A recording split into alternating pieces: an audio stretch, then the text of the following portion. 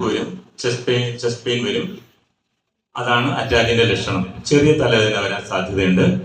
നടക്കുമ്പോൾ ചെറിയ ബുദ്ധിമുട്ട് വരാൻ സാധ്യതയുണ്ട്. തലയിൽ നിന്ന് ഇങ്ങനെ വെള്ളം ഡ്രോപ്പ് ആയിട്ട് ഒഴുകാം. അത് അറ്റാക്കിന്റെ ലക്ഷണമാണെന്ന് ഓർത്തിരിക്കുക. ചെയ്യേണ്ടത്, നമ്മളൊരു സൂചി എടുക്കുക. സേഫ്റ്റി പിൻ ആയാലും മതി, കയ്യിൽ കിട്ടുന്ന മുള്ളായാലും മതി, എന്തെങ്കിലും പോയിന്റ് ആയിട്ടുള്ള സാധനം എടുത്തിട്ട് എല്ലാ വിരലിന്റെ അറ്റം പ്രസ് ചെയ്ത് നമ്മൾ ഷുഗർ ടെസ്റ്റ് ചെയ്യുന്ന പോലെ എല്ലാ വിരലിന്റെ അറ്റത്തും ഓരോ കുത്തുക. ഓരോ ഡ്രോപ്പ് ബ്ലഡ് കളയുക. 10 വിരലിൽ നിന്നും ഓരോ ഡ്രോപ്പ് ബ്ലഡ് കളയുമ്പോൾ തന്നെ അറ്റാക്കും സ്ട്രോക്കും നിൽക്കും. ഇതൊരു പുതിയ അറിവാണ്. അക്യുപ്രഷർ ഞങ്ങൾ ചെയ്യുന്ന ട്രീറ്റ്മെന്റ് ആണ്. അപ്പോൾ ഓർത്തിരിക്കുക, സ്ട്രോക്ക് വന്നാലും ഇത് തന്നെ ചെയ്യാം. സംഭവിക്കുന്നത് ബ്ലഡ് ഇരച്ചു കയറുമായിരിക്കും ഹാർട്ടിലേക്ക്, ബ്രെയിനിലേക്ക് ഇരച്ചു കയറുമ്പോൾ അത് സാവധാനം താഴേക്ക് വരിക ബ്ലഡ്.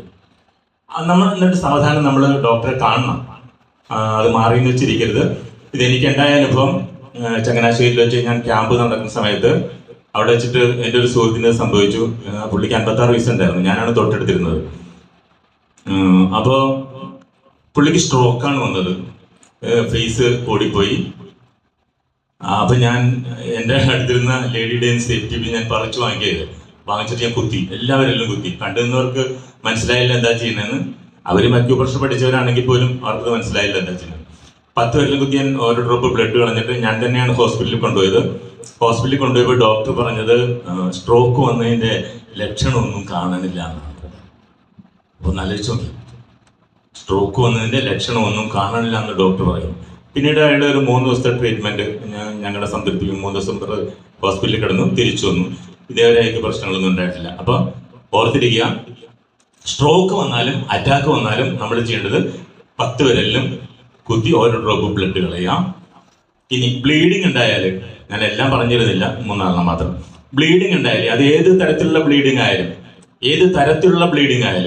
സ്ത്രീകൾക്കുള്ള ബ്ലീഡിങ് ആണെങ്കിലും ആക്സിഡന്റ് എന്ന ബ്ലീഡിങ് ആണെങ്കിലും ഏത് ഭാഗത്തു നിന്ന് ബ്ലീഡിങ് ഉണ്ടായാലും നമ്മൾ ചെയ്യേണ്ടത്, നമ്മുടെ ചൂണ്ടുവിരലുണ്ട്, നമ്മുടെ തന്നെ ചൂണ്ടുവിരൽ അയാൾക്ക് ചെയ്യാൻ പറ്റിയില്ലെങ്കിൽ കൂട്ടി നിൽക്കുന്ന ആളുടെ ചൂണ്ടുവിരലായാലും മതി. ഈ അറ്റം പതുക്കെ ഒന്ന് വളച്ചു പിടിച്ചിട്ട് നേരെ പ്രസ് ചെയ്യരുത്.